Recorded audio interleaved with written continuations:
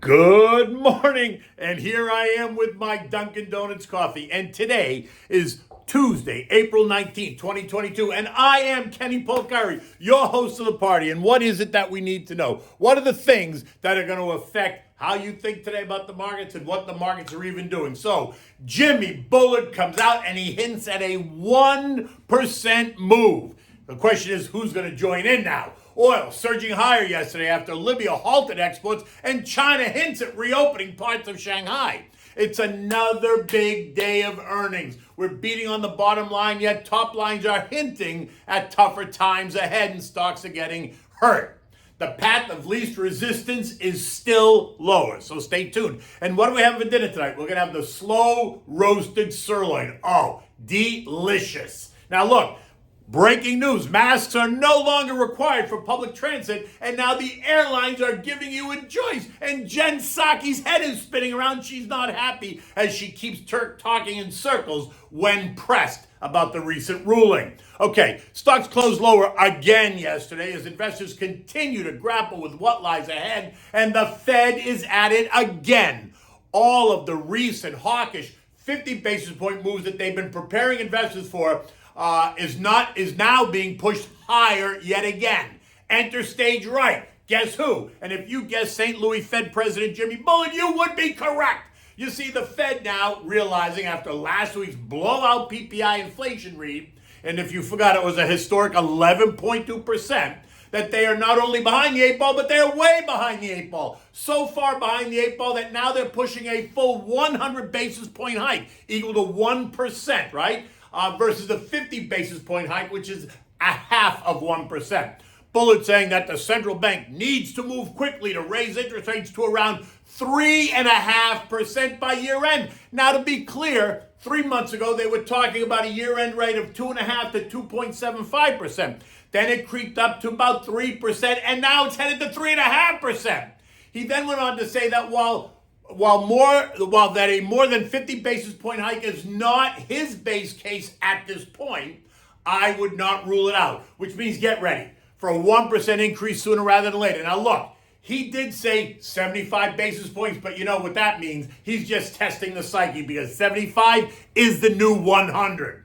I'm in the camp that they are attempting to prepare the markets and investors for a full 1% move fairly soon. And why? Because after last week's strong PPI report, we can expect the next CPI report to push higher as well. Current CPI report suggests inflation is running at 8.5%, a number which many don't believe anyway, and is likely headed towards 9.5 to 10% before this is even over. And so they sent Jimmy Bullard out to float that balloon yet again. What you have to watch for is who's next? Who's going to join him in the conversation? Will it be Goldman Sachs, JP Morgan, Citibank? Will it be BlackRock? What about Mohamed El-Arian? Or any of the other FOMC committee members out there? In fact, today, Chicago's Charlie Evans is set to speak, and tomorrow, he's going to speak again, joined by San Fran's Mary Daly. While Fed Chair Jay Powell is going to discuss the global economy with ECB President Christine Lagarde on Thursday. In any event, we have seen this act before. Now we just have to watch how investors, traders, and algos are going to react to it. At the closing bell yesterday, the Dow giving up 40 points. The S&P was flat. The Nasdaq down 20, and the Russell lost 15, while the transports were down 50. 10-year yields this morning are at 2.89%. 30 years are yielding 2.97% and only going higher. 30-year conforming mortgages now solidly in the 5.25% range, with non-conforming, think jumbo, trading at 5.75 or higher. The Bloomberg Commodity Index, BCOM, is up 12% in the last 2 weeks, teasing the highs reached on March 9th. And look, on a side note, my recent FPL, Florida Power and Light electric bill, is up 40% from February to March of this year.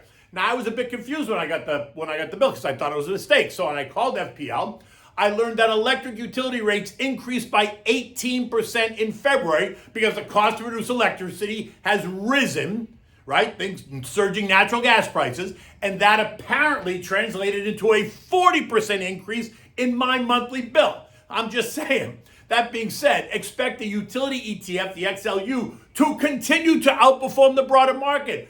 As of yesterday, it is up 6% year to date versus the S&P, which is down 8%. That's a 14-point spread. And think about all those dividends. The XLU currently yielding 2.65%. And speaking of dividends, Johnson & Johnson reported this morning, 267 versus 258. So they beat on the bottom line, but they missed slightly on the top line. The stock's quoted down 3% in pre-market trading, a move I think is absolutely ridiculous, but it does speak to the level of angst in the broader market. News that they are increasing their quarterly dividend by 6.6% from $1.06 to $1.13, doing little to blunt the selling.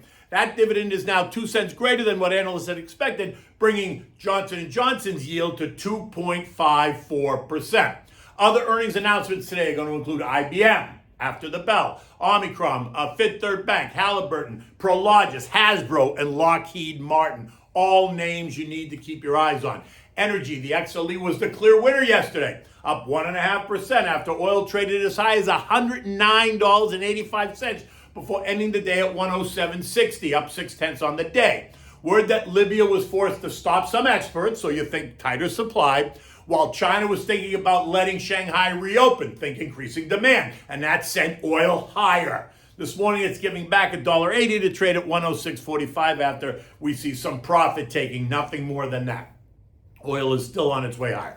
Behind that were the financials, XLF up 0.6% after getting beaten up over the past week as earnings hit the tape. It feels like the selling in that sector is abating, and so there may be some opportunities there. Take a look at the XLF and some of the independent names within. And with rates now expected to go higher faster, then financials should benefit, right? The worst performer yesterday was healthcare, the XLV. It lost 1.1%. This morning, U.S. futures are lower, but they are trying to turn up at 7 o'clock. The Dow futures were down 17 points. That's up from being down closer to 30 points. The S&P is down 4 points. The Nasdaq's off by 20. The Russell's lower by 1. It will be another busy day of earnings, as I already said it to you. And in addition, economic data today includes housing starts, expected to be down 1.6%, and building permits, also expected to be down 2.4% as mortgage rates continue to move up. We can expect housing data to weaken in the weeks ahead, right? That includes things like existing home sales and new home sales, just because the cost of money is going up, the cost of mortgage. Tomorrow's going to bring us mortgage apps.